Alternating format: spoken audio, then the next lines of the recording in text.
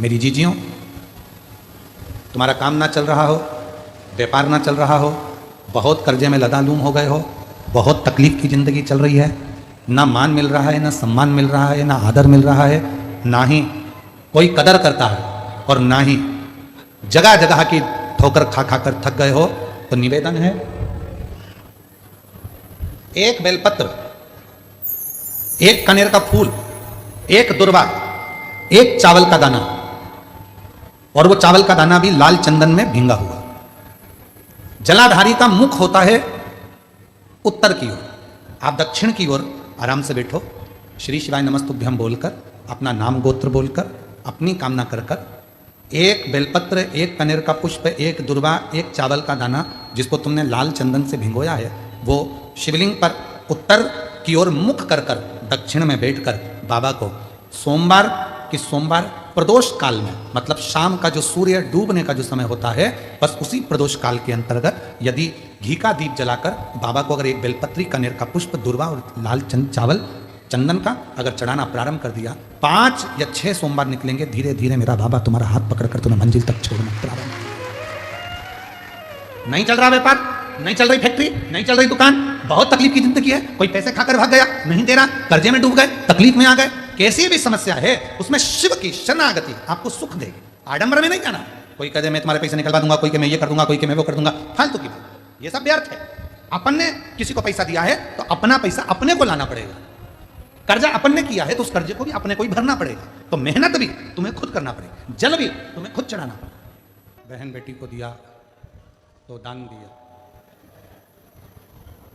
शिव महापुराण की कथा कहती है, बहन बेटी को दिया वो दान नहीं है, वो उसका हक है, उसको दान नहीं कह सकते, वो उसका हक बनता है।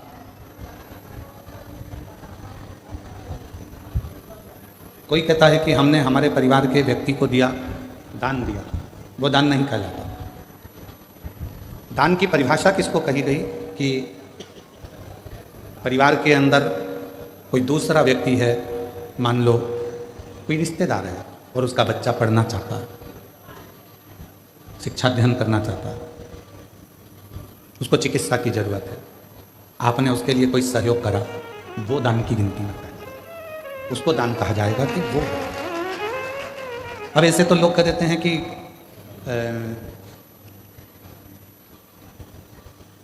कितना सुंदर कहा है कि यदि हम किसी व्रत का उद्यापन करते हैं, हम किसी व्रत का यदि उद्यापन कर रहे हैं, और उद्यापन यदि हम कर रहे हैं तो उद्यापन करने में भी पहला प्रयास होना चाहिए कि बाहर की जो माताएं हैं, बाहर के जो जोड़े हैं, बाहर के जो लोग हैं, उद्यापन में पहले उनको गिना जाए। और हम क्या करते हैं, अपने घर में ही उद्यापन करना है, घर की तो देवरानी जेठानी इतनी सारी हैं, वैसे भी तो बुलाना ही पड़ेगा, तो वैसे की जगह ऐसे बुला लो, गिनती की गिनती हो जाएगी और उद्यापन का उद्यापन हो जाएगा। मतलब तुम्हें काम निपटाना है, तुम्हें उस उद्यापन का फल प्राप्त नहीं करना, तुम्हें उस उद्यापन का फल नहीं चाहिए, तुम्हें केवल काम को निपटाना है, केवल काम निपटाना नहीं। भाई उद्यापन करोगी तो देवरानी तो भोजन करेगी करेगी, जेठानी तो भोजन करेगी करेगी, ननंद भी आएगी आएगी, नंदोई भी आएगा आएगा, तो इन सबको तो तुमको भोजन कराना है, पर इनको उद्यापन में नहीं गिनना है। उद्यापन में उनको गिनो जो दूसरे हैं। क्यों? हम अगर जेठानी को भोजन करा रहे हैं उद्यापन में, और जेठानी झूठे बर्तन को हाथ लगा रही है, हम ननंद को भोजन करा रहे हैं उद्यापन में, और ननंद पट्टी बिछा रही है, भोजन परोस रही है, काम कर रही है, तो तुम्हारे उद्यापन का फल कहाँ से मिलेगा तुमको? उस उद्यापन का फल भी तो मिलना चाहिए, उसका फल भी तो प्राप्त होना चाहिए। हमें फल कब मिलेगा? जब हम कोई दूसरा आया है उसके लिए पट्टी बिछा रहे हैं, आसन लगा रहे हैं, भोजन की थाली तैयार कर रहे हैं, भोजन करा रहे हैं, पकवान दे रहे हैं, उनको कोई सामग्री दे रहे हैं, तो वो उद्यापन का फल प्राप्त होगा। वो लेकर गया, यहाँ से थोड़ा आपने कुछ दिया, उसको कलश दे दिया, तुमने कोई सुहाग की सामग्री दे दी, कोई चूड़ी दे दी, कोई बिछी दी, कोई ब्लाउज पीस दिया, कोई तुमने उसको साड़ी दिया, कोई सामान दिया, तो वो लेकर गए, वो लेकर पहुँचा, तो वो उद्यापन है। अब तुमको मालूम है कि अगर मैं उद्यापन करूंगी तो मुझे ननंद को तो बुलाना पड़ेगा, मम्मी नहीं मानेंगी, तुमको मालूम है कि मैं उद्यापन करूंगी तो मुझे जेठानी को तो बुलाना ही पड़ेगा, देवरानी को तो बुलाना ही पड़ेगा, जेठानी को बुलाना ही पड़ेगा, मानेंगे नहीं घर के लोग। तो क्यों ना उनको भी उद्यापन में जोड़े में गिन लूँ। और तुमने उनको भी उद्यापन के जोड़े में गिन लिया और विचार करा मेरे 16 जोड़े पूरे हो गए, मेरे 16 सोमवार का उद्यापन हो गया, अब भगवान शंकर मुझे फल देंगे। शंकर जी सोचे जितनी चतुर तू है उससे चौगना चतुर मैं हूं।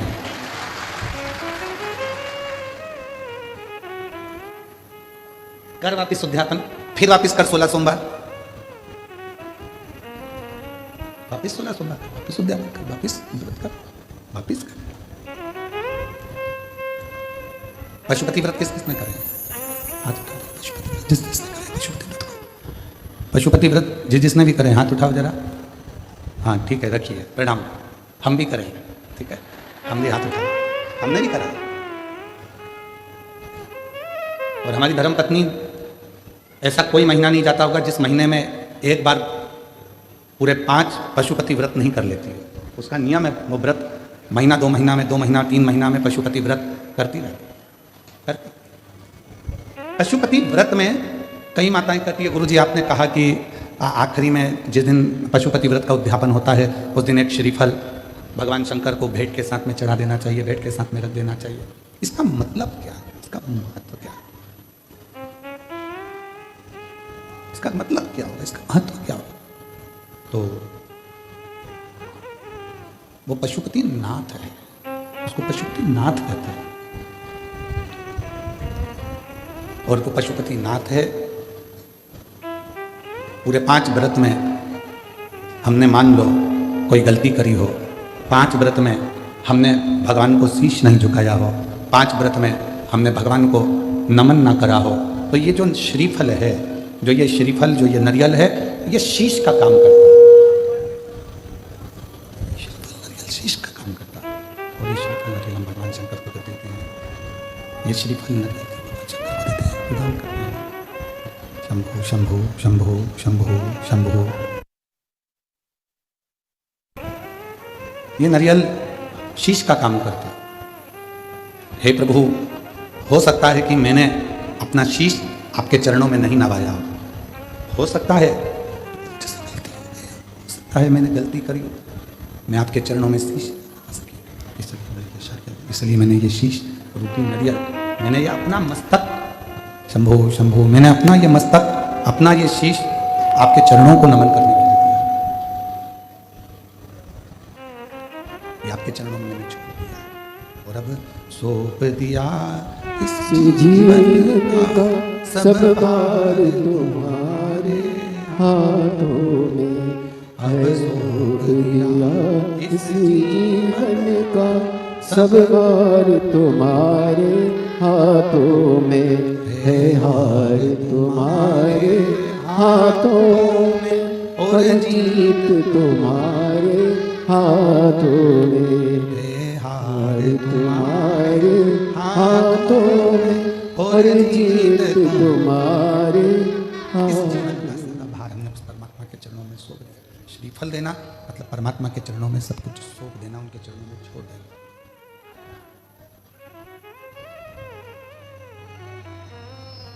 ये जितना, कई लोग कहते हैं गुरुजी, गुरुदेव, हम, आप कहते हो कि पूर्व समय का हमारे कर्म का भोग हमको इस जन्म में आकर भोगना पड़ता है, हमारे पूर्व का कर्म का दंड हमको इस जन्म में भोगना पड़ता है। हाँ, भोगना तो पड़ता है। पहले जब हम छोटे थे,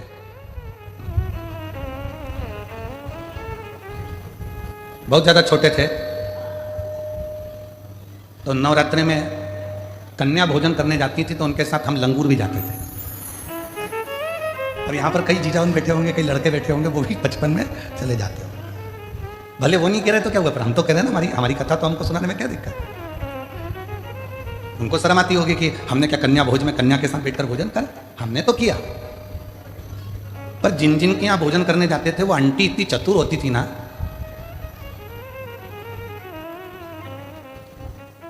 पूड़ी बनाती है, हलवा बनाती, सब्जी बनाती। अब उस समय पर हमें भी 3-4 घर में भोजन करने जाना पड़ता। तो कई घर ऐसे थे कि जहाँ पर हम भोजन नहीं कर पाते तो वो क्या करती, बेटा जितना खाना उतना खाना, बाकी का बांध के ले जा। वो आंटी इतनी चतुर थी कि हमें जितना खाना होता था उतना खा लेते थे, और बाद में वो आंटी ऐसे पूरा पत्तल की ऐसी घड़ी बना के उसमें पूरी सब्जी सब रख के और हमको दे देती थी, और साथ में विदा में एक केला भी दे देती थी, और हम चले जाते। उस समय का देवी जी के समय पर जो हमने कन्या भोज में भोज करा और जो पत्तल लेकर आए, आज समझ में आता है कि उनके घर में हम पूरा नहीं खा सके तो उसने पत्तल में बांध कर दे दिया। उसी तरह ऊपर भी हमारा कर्म का दंड हम पूर्व जन्म का नहीं भोग सके तो उसने हमारे जन्म के साथ पत्तल में बांध कर अभी दे दिया। ये जितना संसार में आने के बाद हम भोगते हैं, ये हमारे वहां पर नी निपटा के आए तो आज हमें भोगना पड़ता। कोई पूर्व का कर्म जो था वो हम नहीं भोग सके तो उसका थोड़ा सा भाग रह गया, और वो भाग आज हमको भोगना पड़ा। और कोई पिछले जन्म के अच्छे कर्म मुझे तेरा साथ मिला। हम पिछले जन्म के कर्मों का भोग भोगते भोगते भोगते भोगते इस जन्म का भी भोग भोग रहे हैं। और कोई हमारे पूर्व में हमने कोई पुण्य करा होगा, मेरी जीजियों ने, मेरे जीजाओं ने, मेरी बेटियों ने, बेटाओं ने, मेरे बुजुर्ग माँ बाप ने कोई पुण्य करा होगा। उस पुण्य का फल ये मिला कि बड़ौदा में शिव पुराण की कथा हुई और उस पंडाल में अपन जाकर बैठे। ये पूर्व का पुण्य, पूर्व का पुण्य। कोई अच्छा कर्म हमारी जिंदगी में हमने करा होगा तो वो हमारे सामने आकर प्रकट होगा।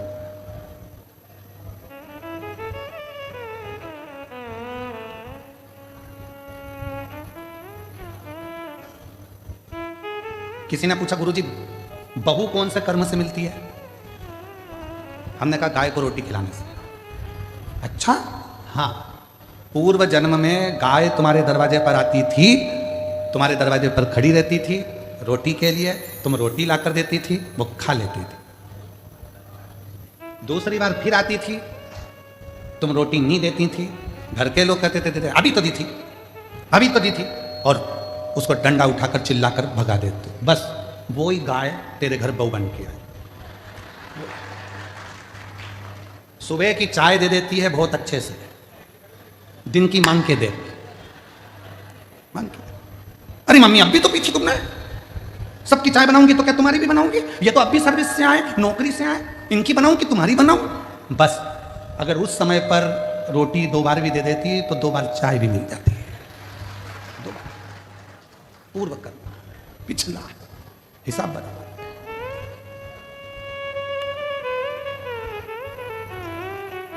एक पुरानी कथा था, बहुत पहले हम श्रवण कराए थे, आज फिर स्मरण में आ गई कि एक राजा के लड़के की शादी हुई, और राजा के लड़के की शादी हुई और घर में बहू आ गई। शयन कक्ष में बहू पहुंच गई सोने के लिए, बेटा सो रहा था।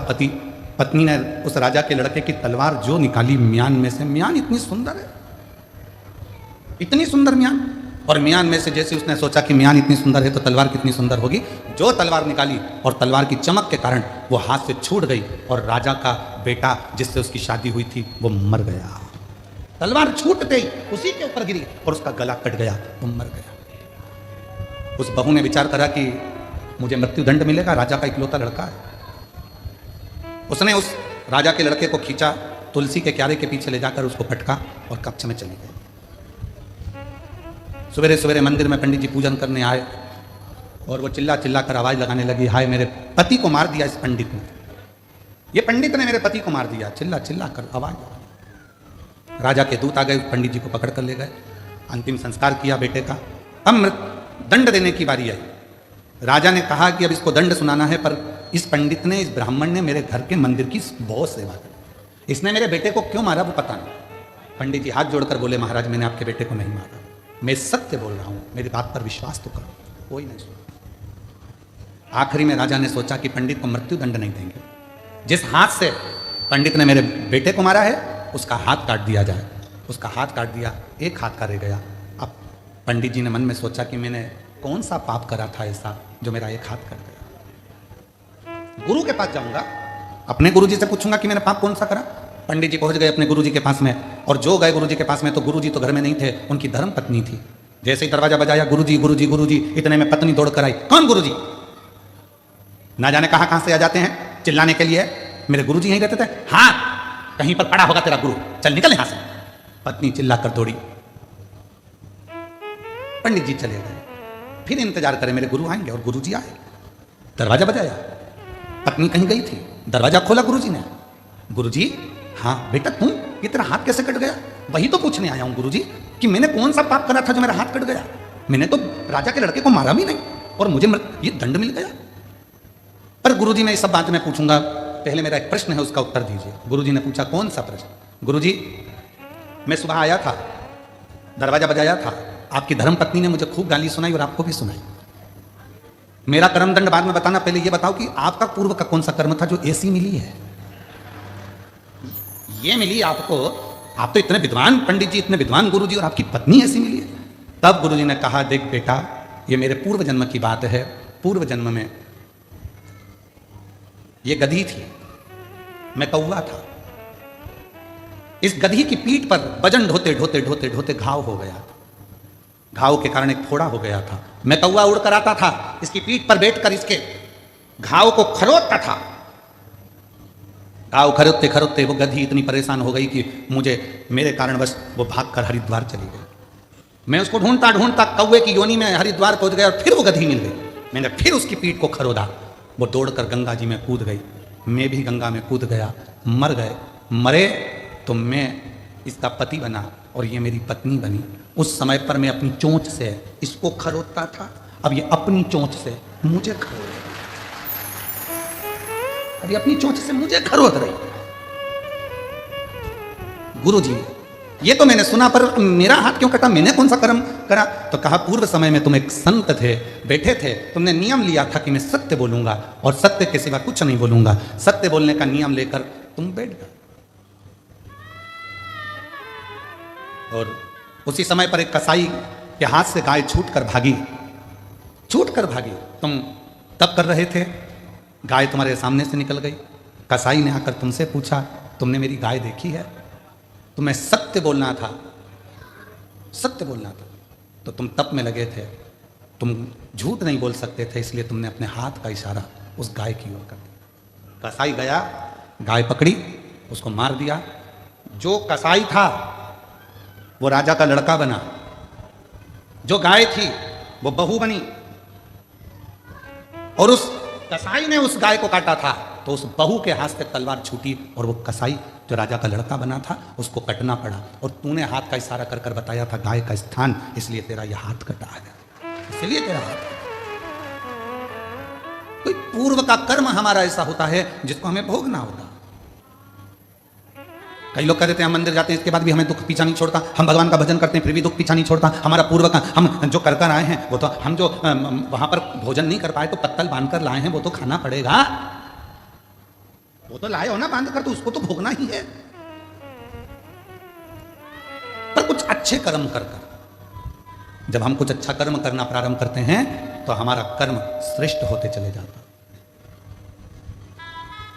महाराज,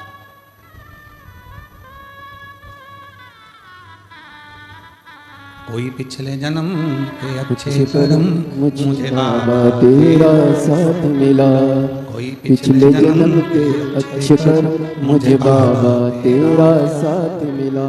जहाँ सारी दुनिया झुकती है, जहाँ सारी दुनिया झुकती है, मुझे वो आली दरबार मिला, दरबार मिला। पिछले जन्म के अच्छे कर्म मुझे बाबा तेरा साथ मिला। कोई पूर्व का कर्म होगा जो हम भोग रहे हैं। इसीलिए शिव महापुराण की कथा कहती है, अपने बच्चों को मंदिर जाने की आदत डालो, अपने बच्चों को एक लोटा जल ले जाकर शिव मंदिर में भेजो, अपने घर के एक एक बच्चे को शिवालय तक भेजने का प्रयास करो। क्यों? हम तो खैर वो नहीं पहनते जो तुम लोग ये शर्ट पहनते हो बटन वाली, हम नहीं पहनते हैं, हम तो ये बांधने वाली पहनते हैं, ढीली हो जाए तो कस लो। अब तुम्हारी तो जो फिटिंग है वैसी की वैसी पहन लो, भले ढीला ढिल्ला हो। पर जितने लोग भी वो कमीज पहनते हैं, वो शर्ट पहनते हैं, वो बटन वाली शर्ट पहनते हैं, उनको मालूम है अगर एक बटन ऊपर की ही गड़बड़ हो गई तो नीचे तक सारी बटन बोलो बोलो जम के गड़बड़ रहेगी। एक बटन अगर सही लग गई तो जितनी भी बटन हैं वो सब सही हो जाएगी। एक बटन अगर आड़ी टेढ़ी हो गई तो सारी बटन आड़ी टेढ़ी हो गई। उसी तरह यदि बचपन आड़ा टेढ़ा हो गया तो जवानी अधेड़ी और बुढ़ापा भी आड़ा टेढ़ा हो गया। बटन पहले नंबर की अगर सही है तो बाकी की बटन भी सब सही है, सब सही।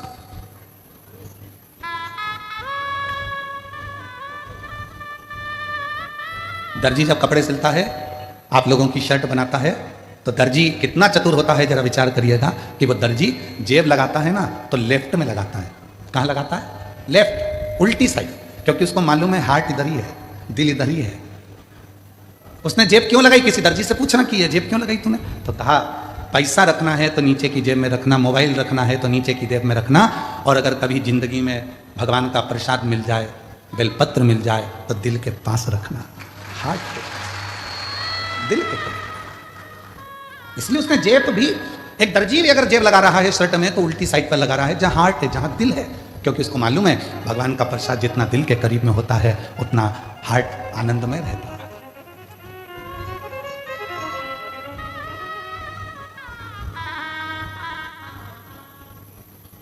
पर दुनिया के लोग ना जाने क्या आज के समय में लोगों को हो गया, परेशानी अपने माथे पर लेते जाते हैं।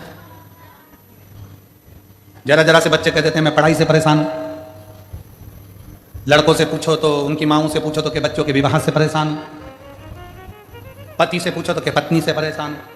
पत्नी से पूछो तो ये बेहरू से परेशान हूं, पति से। मां से पूछो तो कि बच्चों से परेशान हूं। मतलब आज के जमाने में, आज के समय में प्रत्येक व्यक्ति ने परेशानी को अपना दामन में बांध कर रखा है। प्रत्येक व्यक्ति ने परेशानी को अपने पल्लू में बांध कर रखा है। उसने शुरू से अभी तक, बचपन में पढ़ाई से परेशान था, बड़ा हो गया तो गाड़ी से परेशान हो गया, फिर धीरे बड़ा हुआ तो सर्विस से परेशान हो गया, फिर ऑफिस में नौकरी भी लग गई तो नौकरी के ऑफिसरों से परेशान हो गया, फिर जाने में ट्रैफिक से परेशान हो गया, इधर उधर घूमने में परेशान हो गया। मतलब परेशानी उसने बांध कर रखी है। तो यह परेशानी मिटेगी कैसे? उसको मिटाने का कोई दूसरा साधन नहीं है। आप खुश रहना प्रारंभ कर दो, प्रसन्न रहना प्रारंभ कर दो, और ये मन में मान लो जो शिव करेगा वो सब अच्छा करेगा, तो परेशानी अपने आप मिटती चली जाएगी। आपने बना के रखा है मैं इस बच्चे से इतनी परेशान हो गई गुरुजी, बिल्कुल नहीं सुनता, बिल्कुल नहीं सुनता, परेशान हो गई, हम अभी से बच्चों से परेशान हो गए। मतलब परेशानी को तुमने अपने अंदर बांध कर रखा है, परेशानी को तुमने पकड़ कर रखा है। यहां आज कथा में, सूरत में जिन्होंने कथा करवाई थी, सम्राट भाई पाटिल आए हुए हैं। कहाँ बैठे? अच्छा, पहली कथा जो सूरत में कराई थी आपने, बड़ी सुंदर कथा कराई। एक बार जोरदार ताली बजाकर आपको बहुत बहुत साधुवाद। विराज, जब हम इनके यहाँ ठहरे थे तो सम्राट भाई बोले थे गुरुजी इतनी भीड़ सूरत में आ गई है, बड़ा सोचना पड़ रहा है। हमने कहा बिल्कुल मत सोचो और ना परेशान हो, ना तुमने बुलाया है ना तुम बुला सकते हो। ये तो उसका डमरू बजता है तो कोई चल कर आता है। जब सौंप दिया इस जीवन का सब भार तुम्हारे हाथ में। संपूर्ण जीवन का भार तत्व जब हम परमात्मा को सौंप देते हैं तो फिर हमारा कुछ भी नहीं, कुछ। और मेरी जीजियों, फिर निवेदन है, तुम बेटी को अपनी बेटी मानते हो, तुम बेटे को अपना बेटा मानते हो, बिल्कुल मत मानो। शंकर जी के मंदिर में तुम्हारे बेटे की शादी नहीं हो रही, तुम्हारी बेटी की शादी नहीं हो रही, अशोक सुंदरी वाली जगह पर जाकर हाथ रखकर 7 बिंदी लाल चंदन की लगाकर हाथ रखकर कह दो कि ये मेरा बेटा, इसका नाम ये है, इसका ये गोत्र है, ये मेरी बेटी, इसका नाम ये है, इसका ये गोत्र है, ये तेरी औलाद है, मैं शादी नहीं करूंगी, तुझे करना है, तुझे संभालना है, फिर वो संभाले। उसका प्रमाण ये शिव महापुराण का एक पत्र आया है, उसका प्रमाण देखिए। पत्र में, एक पत्र में लिखा,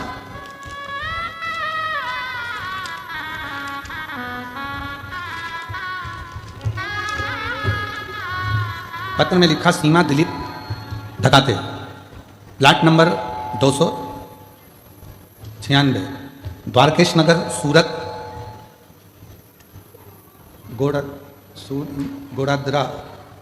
गोड़ादरा से हैं। कहीं बैठी हो तो हाथ हिला सकती हैं। बाबा का मैं क्या वर्णन करूं? मुझे पेट में 2 गठान थी। पहली सोनोग्राफी में 18/9/2025 को उसमें पता चला कि मुझे पेट में 30 mm की और 25 mm की गठान हो गई है। मेरे गर्भाशय में 2 गठान हो गई, एक 30 mm की हो गई, एक 25 mm की। उसके बाद डॉक्टर ने ऑपरेशन का कह दिया, पर मन नहीं करा कि ऑपरेशन कराऊं, क्योंकि डॉक्टर बोले थे ये गठान जांच के लिए जाएगी, उसमें क्या आएगा। बहुत रोई मैं गुरुदेव। तब किसी एक बहन जी के कहने पर मैं सीहोर चली गई। और सीहोर में रुद्राक्ष लेकर आ गई। उसका जल शिवजी को चढ़ाकर ग्रहण करना प्रारंभ किया और बेलपत्र का भी सेवन किया। फिर हमने दूसरी सोनोग्राफी, जब पहली सोनोग्राफी कराई थी 18/9/2025 को, उसमें पता चला था 30 mm की 25 mm की गठान है, ऑपरेशन का कह दिया। दूसरी सोनोग्राफी कराई 11/11/2025 को, उसमें पता चला रुद्राक्ष का जो जल पिया था उसमें मालूम पड़ा जो 30 mm की गठान थी वो 25 की हो गई है और जो 25 mm की गठान थी वो 12 mm की हो गई है। 12 mm की। गुरुदेव, फिर मुझे मालूम पड़ा कि सूरत में कथा हो रही है और हम सूरत की कथा में पहुंच गए। कथा प्रारंभ होने वाली है, इसमें मंदिर में जाके बाबा से प्रार्थना किया और जो गठान है वह गल जाए ऐसी प्रार्थना कर कर हम, मेरी सास सूरत के पंडाल में कथा सुनने के लिए आई और वहां से एक रात पंडाल में रही और बाबा से प्रार्थना की कि मेरी बहू की गठाने गल जाए। फिर बाबा की ऐसी कृपा हुई कि वहां की रज लाकर उदर पर लगाया। दूसरे ही दिन तारीख 11/1/2026 को हमने सोनोग्राफी कराई और सोनोग्राफी में डॉक्टर ने कहा दोनों गठाने गल चुकी है। बाबा की कृपा से मैं पूर्ण तरह से स्वस्थ हूं। यहां पर बाबा को नमन करने के लिए आए। एक लाइन अच्छी लिखी है, खाली न जाता कोई दर से तुम्हारे, खाली न जाता कोई दर से तुम्हारे, मैं भी खड़ी हूँ नंदी बाएं पसारे, अपने हृदय से लगा लो गिरा जा रहा हूँ, उठा लो प्रभु हृदय से अब तो न टालो, गिरा जा रहा हूँ, उठा लो हम उस पर आश्रित हो गए, हमने उस पर भरोसा कर लिया, हमने उस पर विश्वास कर लिया। कोई पिछला जन्म, कोई कर्म हमारे सामने। दुनिया के लोग हमेशा रोते रहते हैं, भगवान ने हमें गरीब बनाकर पैदा करा, भगवान ने हमको गरीब बनाकर पैदा करा। बताओ, इसको इतनी सारी गाड़ी दे दी, उसको ये दे दिया, उसको बंगला दे दिया, उसके बच्चे डॉक्टर बन गए, उसके बच्चे इंजीनियर बन गए, उसका बंगला बन गया और भगवान ने हमको गरीब बना। भगवान किसी को भी गरीब बनाकर पैदा नहीं करता। गरीब तुम खुद हो जो अपनी बुद्धि में ये बात लेके रखे हो।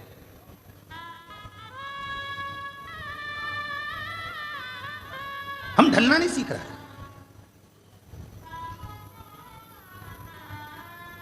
तुम्हारी बहू अगर थोड़ी सी भी तुम पे गुस्सा करती है, तुम्हारी बहू तुमसे नाराज रहती है, तो तुम किसको जाकर कहते हो? किसको जाकर कहते हो? उसके पिताजी को कहेंगे, उसके रिश्तेदार को कहेंगे, अपनी बेटी को फोन लगा के तेरी भाभी रत्ती भर अच्छी नहीं है, अरे ऐसा काम करी, तेरे भैया की पत्नी ने ऐसा काम करा, और वो आकर खड़ी हो जाती है तो तुम एकदम चुप। सीखो। चलो एक बात हम तुमसे पूछते हैं, उत्तर देना जरा। तुम्हारे यहां की लाइट चली गई, नगर पालिका को फोन लगाओगे? जम के बोलो। पीडब्ल्यूडी को फोन लगाओगे? जम के बोलो। जल मंत्री को फोन लगाओगे? जम के बोलो। नहीं। फोन कहां लगाओगे? विद्युत विभाग में। एमपीबी को फोन लगाओगे? जो विद्युत विभाग है उस विभाग को फोन लगाओगे। बोलो सही है कि गलत है? पीएचई को फोन लगाकर क्या करोगे? नगर निगम को फोन लगाकर क्या करोगे? विधायक को फोन लगाकर क्या करोगे? पार्षद को फोन लगाकर क्या करोगे? फोन लगाना पड़ेगा कि बिल के ऊपर नंबर लिख कर दिया जाता है, अगर लाइट में कुछ गड़बड़ी हो, लाइट नहीं आए तो विद्युत विभाग को फोन करो। हाँ, तुम्हारी नाली साफ नहीं हो रही है तो किसको फोन लगाओगे? विद्युत विभाग को। फोन लगाना पड़ेगा नगर निगम को, नगर पालिका को। तुम्हारे घर पानी नहीं आ रहा, फोन लगाना पड़ेगा पीएचई को, जल विभाग को। अब तुम लाइट गई, नगर पालिका को फोन लगा रहे हो, नाली खराब है, विद्युत विभाग को फोन लगा रहे हो, तो वो सुधरने वाली नहीं है। उसी तरह यदि गलती बहू की है तो सबको कहना बंद कर दो, एक कमरे में बैठकर बहू से बात करो। नगर पालिका की गलती है तो नगर पालिका से कहो, विद्युत विभाग की गलती है तो विद्युत विभाग से कहो, बेटे की गलती है तो बेटे को बुलाकर बात करो। पर जगह जगह जगह जगह फोन लगा रहे हो, साहब हमारी लाइट चली गई, साहब हमारी लाइट चली गई, साहब हमारी बहू ने ये कर दिया, साहब हमारी बहू ने वो कर दिया, तो दुनिया करेगी क्या? याद रखना, शादी में 1000 व्यक्ति को बुलाओ, वो 1000 खाकर जाएंगे, पर जब तुम्हारे घर में उत्पात मचेगा, बहू बेटे का झगड़ा होगा, वो 1000 में से एक को भी बुलाकर बैठा दो।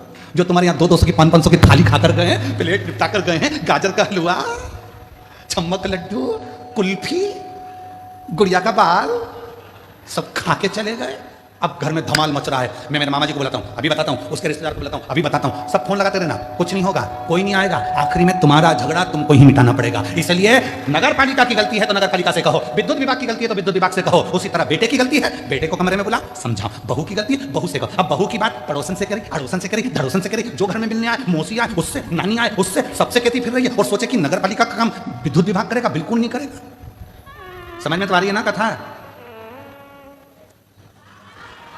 आ रही है ना? हाँ, गलती किसकी है हम उसको बताएं। अब हम गलती वाले को तो गलती बताते नहीं है, हम बहू की बुराई सब जगह करते हैं, पर बहू से बात नहीं करते कि बेटा मेरे को ये चीज़ अच्छी नहीं लग रही है। तो बहू भी समझाएगी मम्मी कोई बात नहीं, अगर आपको ये चीज़ अच्छी नहीं लग रही है तो मैं सुधारने का प्रयास करूँगा, सुधारने का प्रयास, बेटा मुझे ये अच्छा नहीं लगा, मैं सुधारने का प्रयास करूँगा। शिव कथा कर रही है, भगवान शंकर का चरित्र कर रहा है, शिव महापुराण की कथा कर रही है, देवादिदेव महादेव का चरित्र कर रहा है। ध्यान देना, जिस समय पर तारकासुर सामने आकर खड़ा हो गया था, तारकासुर, और जिस समय पर तारकासुर आकर खड़ा हुआ, तारकासुर ने सम्मुख में आकर मां जगतजननी जगदम्बा अंबा पार्वती जी को ललकारा, उनकी सुंदरता देखकर उनकी ओर मोहित होकर उनको पाने का प्रयास करने लगा। मां आद्यशक्ति जगतजननी जगदम्बा दुर्गा को, मां भवानी को पाने का प्रयास करने लगा। अब मां आद्यशक्ति जगतजननी जगदम्बा शिव जी का इंतजार करती, मां जगतजननी जगदम्बा भगवान विष्णु से शिकायत करती, मां जगतजननी जगदम्बा ब्रह्मा जी से शिकायत करती, कुछ नहीं करा। मां जगतजननी जगदम्बा ने एक काम करा, स्वयं सिंह पर सवार हो गई और उस तारकासुर का संहार मेरी मां जगतजननी जगदम्बा स्वयं सिंह पर सवार होकर उसको ललकारती हुई दूर लेकर चली। चल दूर, दूरों तक फिर करा गया। फिर बाद में वही महिषासुर की कथा करती है, फिर बाद में वही तारकासुर का संहार षडानंद कार्तिकेय से करा। महिषासुर के साथ भी यही, किससे कहे? हम कहें तो अपने बाबा से ही तो कहेंगे।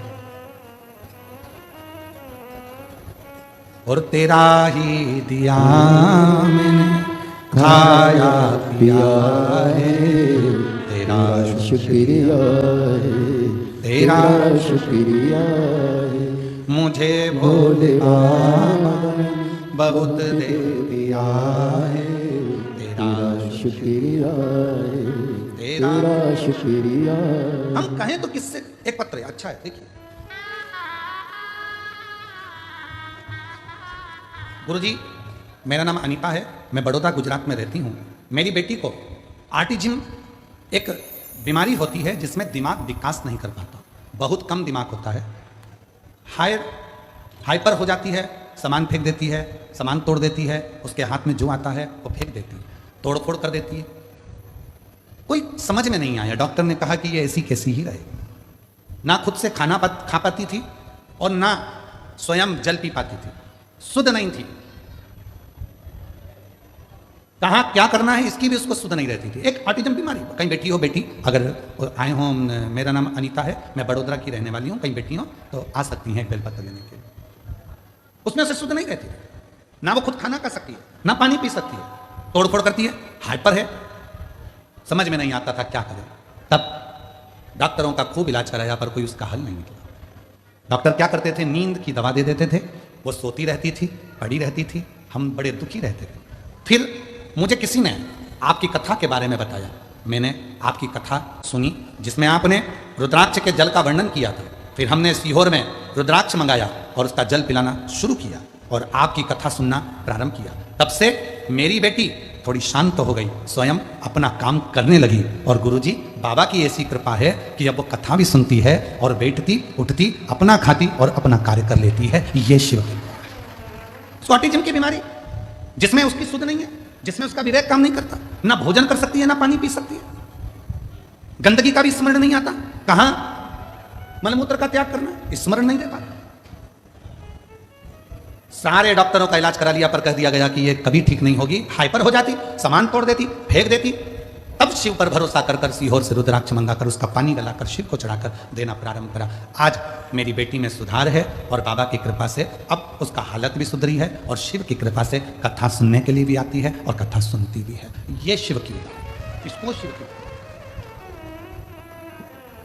और हम और आप कितने विचारों में पड़े हुए हैं। हम लोग विचार करते हैं मुझे ये परेशानी है, मुझे ये परेशानी है, मुझे ये परेशानी है। याद रखना, जिंदगी में ऐसा कोई संसार में मृत्यु लोक में पैदा नहीं हुआ जिसके मस्तक पर टेंशन नहीं हुआ। सबको चिंता है, सबको टेंशन है, सबको कुछ ना कुछ परेशानी है।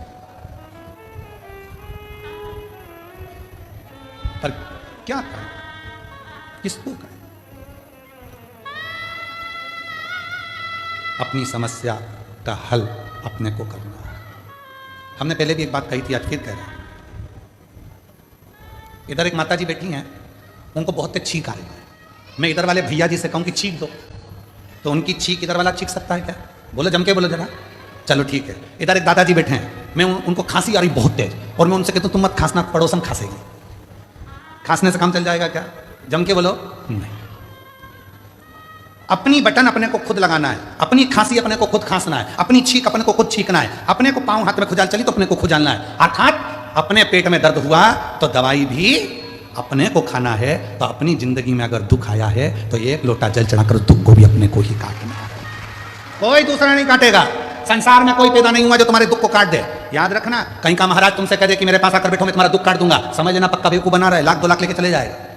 सब बेवकूफ बना रहा है। कोई किसी का दुख नहीं काट सकता। संसार में कोई पैदा नहीं हुआ कि किसी का दुख काट दे। भगवान राम की जिंदगी में भी दुख आया था, 14 वर्ष का वनवास आया था, बड़े बड़े गुरु उनके पास में थे, विद्वान विद्वान उनके ऋषि उनके पास में थे, वो भी राम जी का दुख नहीं काट पाए। क्यों? राम जी ने पूछा मेरी जिंदगी में दुख आया, सीता मैया की जीवन में दुख आया था, इतने बड़े बड़े उनके पिता जनक जैसे विद्वान थे, तो दुख का नहीं काट पाए। क्यों? क्योंकि जो हमारे पिछले कर्म का भोग है वो हमको खुद भोगना पड़ेगा, अपना दुख खुद को काटना पड़ेगा, कोई नहीं काटेगा। सारी समस्या का हल एक लोटा जल, और वो एक लोटा जल तुम्हें चढ़ाना पड़ेगा, तुम्हें। इसलिए शिव महापुराण की कथा बार बार कहती है कि एक लोटा जल लेकर मंदिर जाओ, एक लोटा जल लेकर मंदिर जाओ, एक लोटा जल लेकर मंदिर जाओ। क्यों? क्योंकि तुम खुद चलकर जाओगे, उसके दरवाजे पर तुम्हारा अपना दुख है वो स्वयं काटेगा।